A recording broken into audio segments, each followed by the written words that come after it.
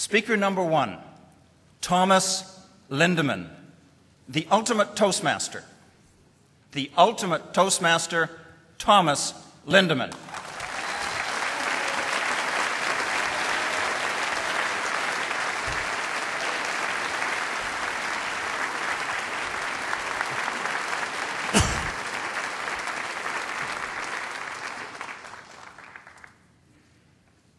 I have some fantastic news. I have found the ultimate Toastmaster. When this person speaks, nations listen. When this person leads, forces from around the world marshal to do this person's bidding. Who is this ultimate Toastmaster? It's the Man of Steel, Superman. Now I know what you're saying, Mr. Contest Chair, honored dignitaries, most welcome guests, and fellow Toastmasters.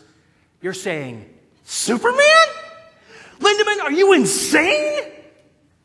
The answers to those questions are yes and yes. Superman provides a role model for Toastmasters because he exemplifies 3 specific traits that all Toastmasters should strive to achieve. Superman is principled, he is selfless, and he is resilient.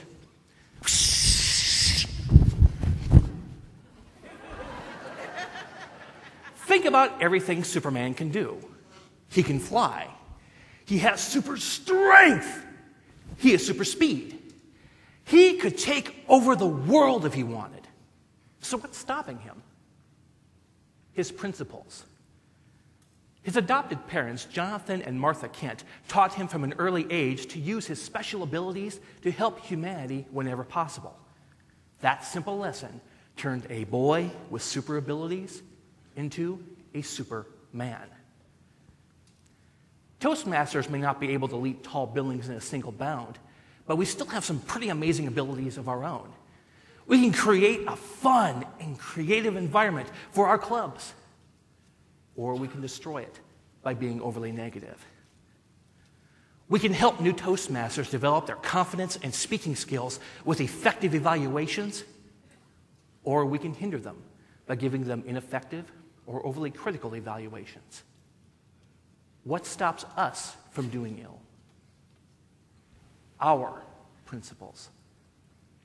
By following the Toastmaster's promise, we understand that we have great power as communicators, but we also have the ability to use this power to help other Toastmasters whenever possible. By following the Toastmaster's promise, we become as principled as Superman.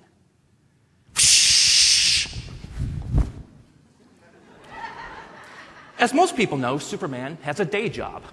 He works at the Daily Planet as a reporter. Let's say one day he's sitting at his desk working on a story when all of a sudden he hears there's a giant squid monster attacking downtown Metropolis. Superman has 2 options. He can either continue working and let some other superhero take care of it, like, say, Aquaman. No, really.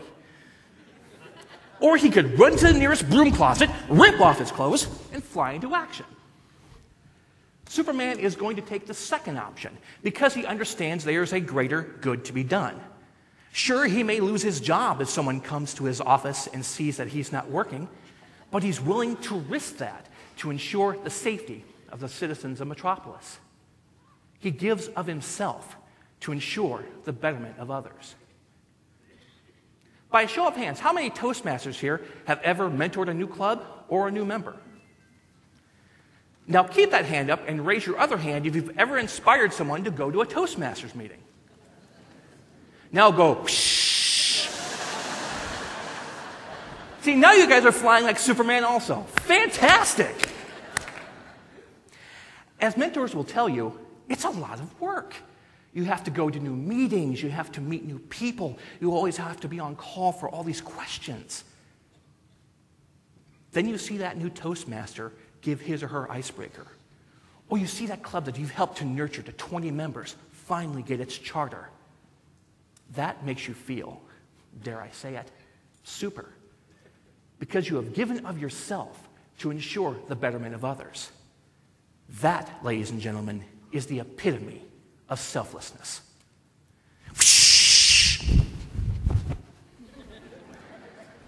Superman's physical resiliency is well known, but what isn't so well known is his mental resiliency. Whether he's battling his archenemy Lex Luthor or coming under the crippling effects of kryptonite, Superman doesn't always save the day. Instead of letting fear of failure paralyze him from doing what he knows to be right, he uses each failure as a learning experience and as inspiration to do better the next time. By building up his mental resiliency, Superman epitomizes heroism. Toastmasters must also learn to build up their own mental resiliency. Take me, for instance. If you saw my icebreaker speech, I'm sorry.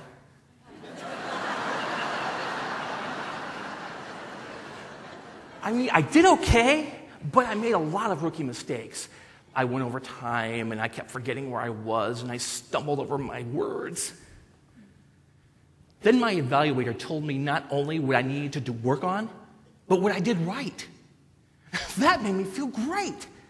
At that moment, I resolved to do whatever I could to turn my stumbling blocks into building blocks, to become the best speaker I could. Now look at me. I would not be here today if I had not built up my own mental resilience and learned to turn my shortcomings into success stories. Toastmasters everywhere can follow Superman's logic on this one. When I said Superman was the ultimate Toastmaster, I'm sure most of you were rather dubious. However, after listening to my speech, I'm sure that I've persuaded at least some of you. Because Superman is principled, selfless, and resilient. He provides a shining star that we can all follow. I'd like to thank everyone for... Wait. There's a new Toastmaster having trouble with her icebreaker.